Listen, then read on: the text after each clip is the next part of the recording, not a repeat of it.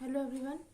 आज हम देखेंगे इंसेंटिव्स के कितने पार्ट्स थे। हमने प्रीवियस लेक्चर में देखा था ये चीज़ कि इंसेंटिव्स कितने टाइप के थे। 2 टाइप्स के, पहले थे फिनेंशियल, सेकंड था नॉन फिनेंशियल।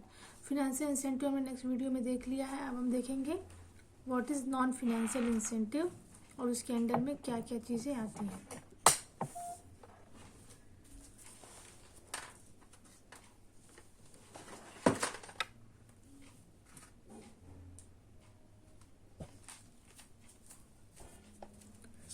तो ये है नॉन फिनेंशियल इंसेंटिव्स के अंडर में क्या क्या चीज़ें हैं।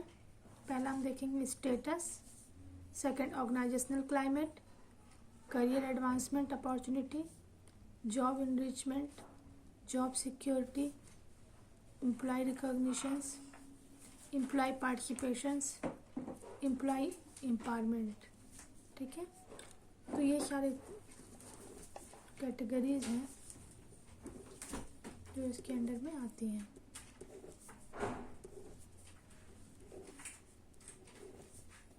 ठीक है, ये 8 पॉइंट्स हैं जो कि हम देखेंगे नॉन फिनेंशियल इंसेंटिव के अंडर में आ रहे हैं।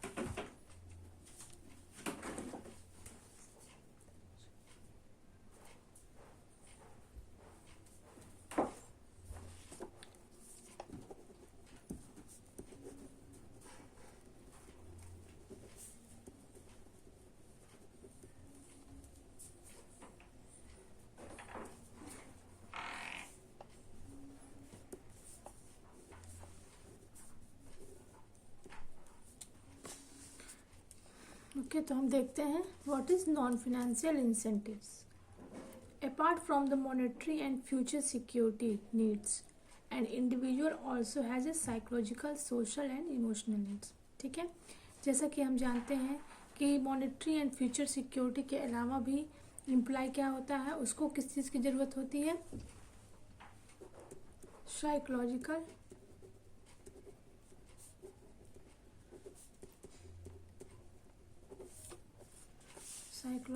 Social and emotional needs. जैसा कि हम लोग ये जानते हैं कि कोई भी एम्प्लॉय हो, ह्यूमन बीइंग ही एम्प्लॉय होते हैं, हमारे ह्यूमन रिसोर्स होते हैं किसी भी ऑर्गेनाइजेशन के लिए। तो उनके लिए जितना as well as they give importance to the monetary needs, monetary and future securities, उसी तरह सेम उनके लिए कौन सी नीड्स भी बहुत ज़रूरी होती है, which is not related with the money. ठीक है, but it is related with his psychological, social and emotional needs. ठीक है, पर्सन कभी कभी मॉनेटरी बेनिफिट्स के लिए ही काम नहीं करता है, बल्कि वो अपनी psychological, social and emotional needs को फुलफिल करने के लिए भी काम करता है। ठीक है, जहाँ उनके ये 3 नीड्स कंप्लीट होते हैं, वहाँ पे वो बहुत ज़्यादा मोटिवेट होते हैं। ठीक है, और भी अच्छे से वर्क करते हैं। ठीक है, तो किसी भी ऑर्गेनाइजेशन के लिए ये नॉन फिनेंशियल इंसेंटिव जो है वो भी बहुत कारगर होता है, बहुत इम्पॉर्टेंट होता है फॉर मोटिवेटिंग द एम्प्लॉय। ठीक है, satisfying these needs also play an important role in their motivation. ठीक है, ये नीड्स अगर सेटिस्फाइड हैं, ठीक है, satisfying these needs it's play an important role in their motivation. ठीक है, इससे क्या होगा, employee will be motivated towards their work and goal. Non-financial incentives focus mainly on the fulfillment of these needs and thus cannot be measured in term of money। ठीक है, ये क्या होते हैं, ये इन सभी नीड्स को फुलफिल करने पे फोकस करते हैं। ये उस नीड्स को फुलफिल करने की कोशिश नहीं करते हैं जो कि मनी से रिलेटेड होती है। ठीक है, however there are chances that a particular non-financial incentives may also involve the financial incentives as well। ये रियली ये बहुत ही सही चीज़ है। आप इसको देखोगे, कभी भी एक्सपीरियंस अगर होगा किसी ऑर्गेनाइजेशन का, तो आप ये चीज़ देखोगे और ये चीज़ जुड़ी भी होती है, इसको इनडायरेक्टली हम कह सकते हैं अटैच्ड। जैसे इसमें कह रहा है कि इस नॉन फिनेंशियल इंसेंटिव में, ठीक है, एक पर्टिकुलर एक इंसेंटिव में ये चांसेस होते हैं कि अगर हमारे नॉन फिनेंशियल इंसेंटिव्स को, ठीक है, नॉन फिनेंशियल इंसेंटिव्स को अगर बढ़ाया जाता है तो कहीं ना कहीं इसके साथ में इनडायरेक्टली हमारी मॉनेटरी बेनिफिट्स जो है, यानी हमारी फिनेंशियल नीड्स जो है वो ऑलरेडी, फिनेंशियल नीड्स क्या होती है, ऑलरेडी इंक्रीज होती है। कैसे इंक्रीज होती है? मान लिया आपको नॉन फिनेंशियल इंसेंटिव प्रोवाइड किया गया, for example when a person is promoted his psychological needs are fulfilled.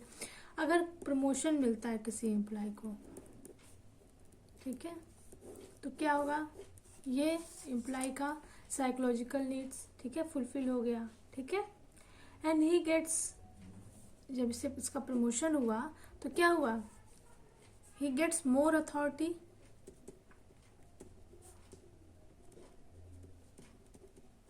more authority, his status increase, ठीक है, उसका स्टेटस बढ़ गया। और इसी टाइम में, ठीक है, जब उसे प्रमोशन मिला, उसकी अथॉरिटी बढ़ गई, रिस्पॉन्सिबिलिटीज बढ़ गई, पावर बढ़ गए, पोजीशन बढ़ गया, उसका स्टेटस इंक्रीज हो गया, तो क्या करे, he is benefited monetarily also, he gets a raise in salary. अगर इनकी रिस्पॉन्सिबिलिटी, अथॉरिटी, इनका पोस्ट, सब सारी चीज़ें अगर इंक्रीज होती हैं तो कहीं ना कहीं इनकी सैलरी क्या होगी, सैलरी बढ़ेगी। तो रेज इन सैलरीज, इनडायरेक्टली कहीं ना कहीं देखेंगे there is a raise in his salary, ठीक है। तो क्या हुआ, ये सैलरी क्या हो गई, उनकी मॉनेटरी बेनिफिट्स हो गई। तो अगर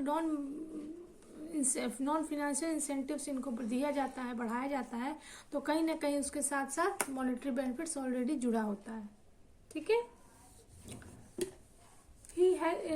As he gets a rise in salary, the most common non-financial incentive are, कौन कौन से non-financial incentives है यहाँ पे, वो हम डिस्कस करेंगे। तो first point is status, okay, status. With reference to an organization, status refers to the position in the hierarchy of the organizational chart. सभी ऑर्गेनाइजेशन का एक चार्ट होता है, कैसे होता है,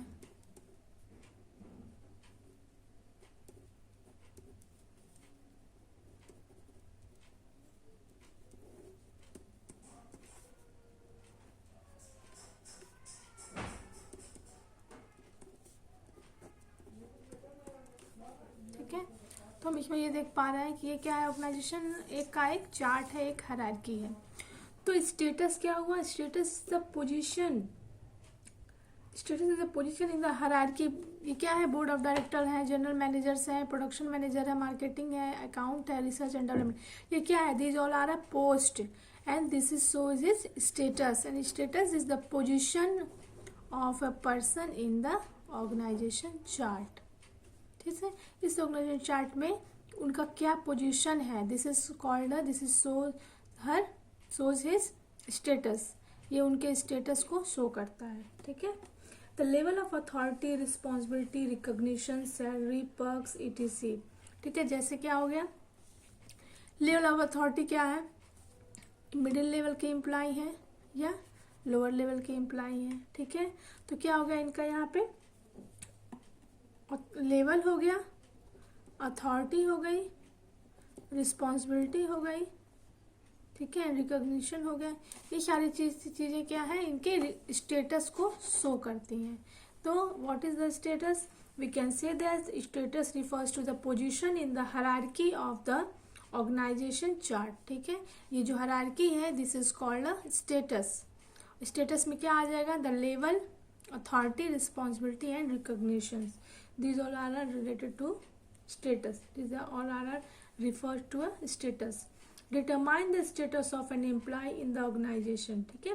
a person at the top level management has more authority, जो top level में होंगे, ठीक है, जिनकी स्टेटस ज़्यादा होगा, स्टेटस मतलब they are belonging to the higher position in the hierarchy and the organizational chart, ठीक है। तो क्या है, ये हायर पोस्ट को ये टॉप लेवल से बिलोंग करते हैं, तो इनकी authority, responsibility, recognition, salary and ये सारी चीज़ें क्या होंगी, ये सब ज़्यादा होंगी, ठीक है। यानी इनकी स्टेटस क्या है, ज़्यादा है, इनका स्टेटस क्या है, बहुत हाई है। Status satisfy the self esteem and psychological self esteem needs को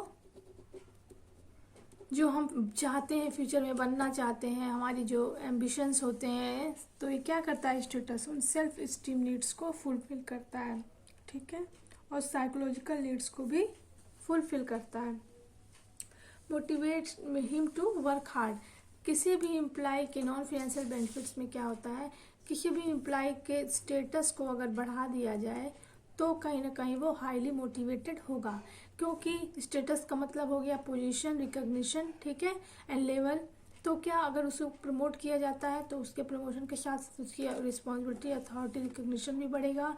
इसके बढ़ने के साथ साथ उसके self esteem needs and psychological needs भी फुलफिल होगी, और इससे वो क्या होगा, उसका स्टेटस हाई होगा, उसका स्टेटस भी बढ़ेगा, और इस वजह से वो हाईली मोटिवेटेड होगा और भी काम करने के लिए, और भी रिकॉग्निशंस, और भी अथॉरिटी, और भी प्रमोशन पाने के लिए वो मोटिवेटेड होगा और अपने काम को बहुत अच्छे से फुलफिल करेगा। Okay, now we will see a second point. Second point is organizational climate.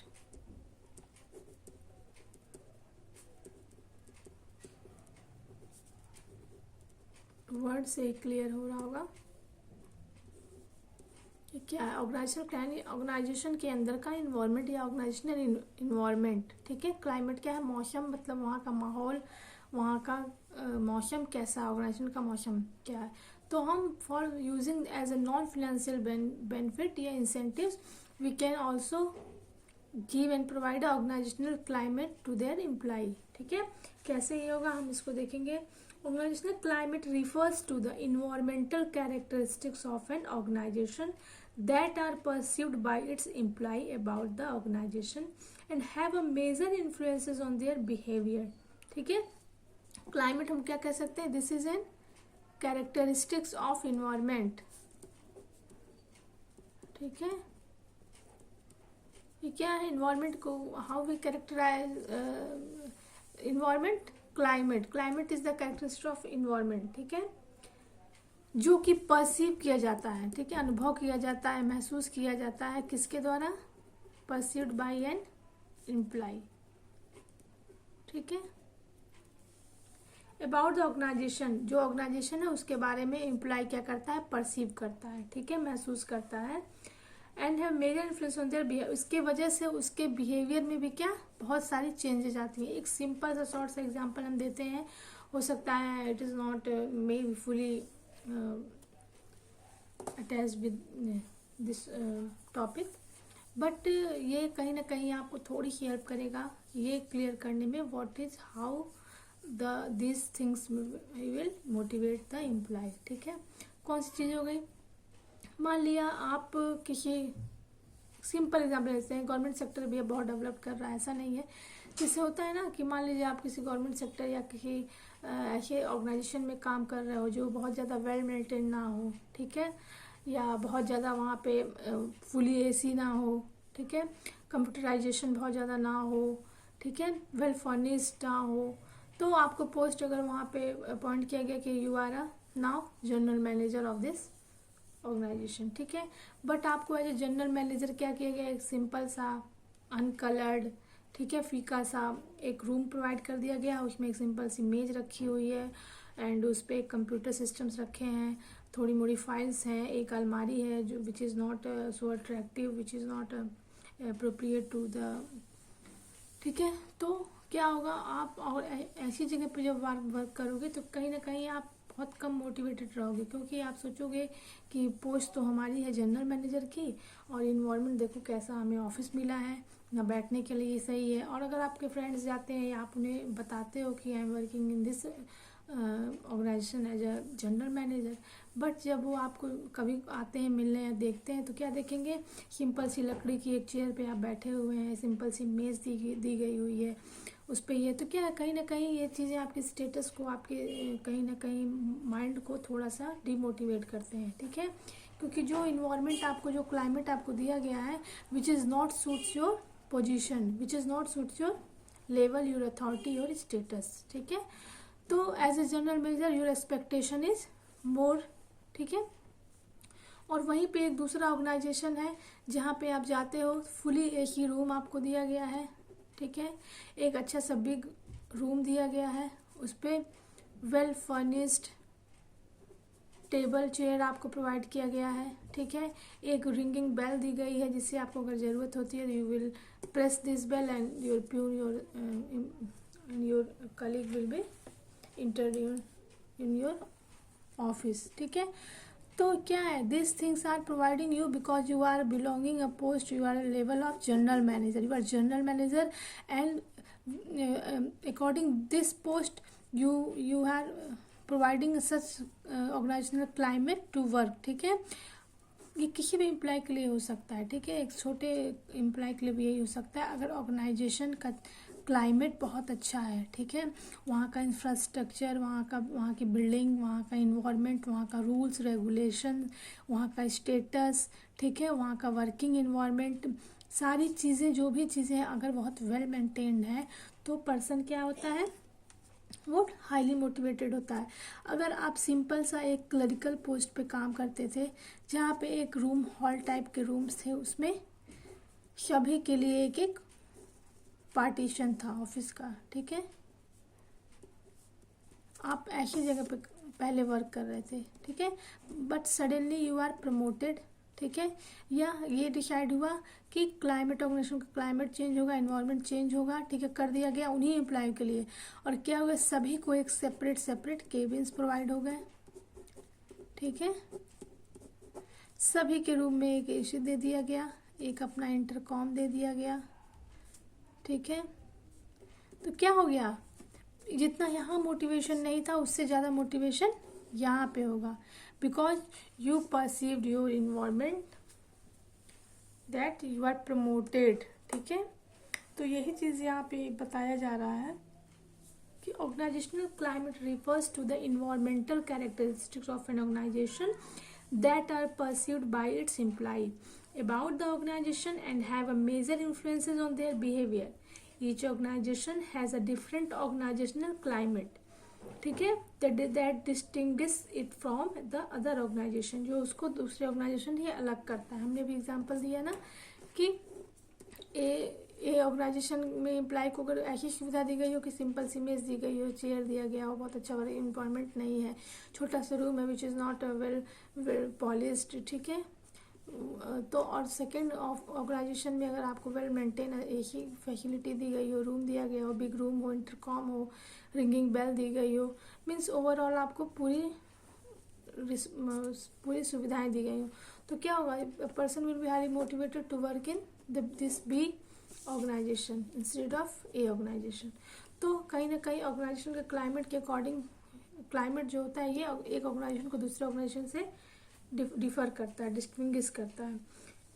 Some of the factor that influences the organisational climate of an enterprise are organisational structure, ठीक है, हम जैसा कि अभी तक बात करते चले आ रहे हैं, तो ऑर्गेनाइजेशनल स्ट्रक्चर जो है वो इन्फ्लुएंस करता है, ठीक है।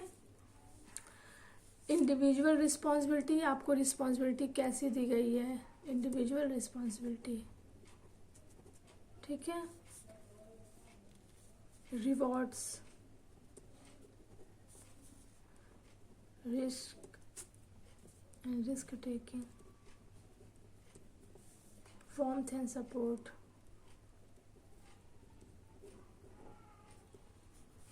tolerance and conflict,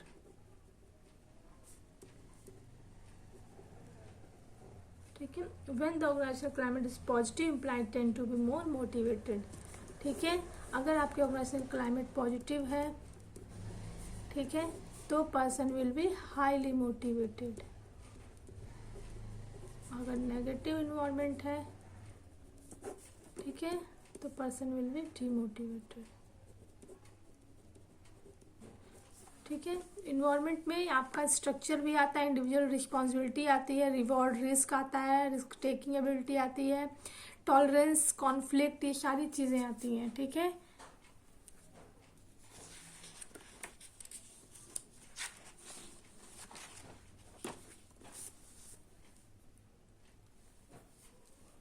third point is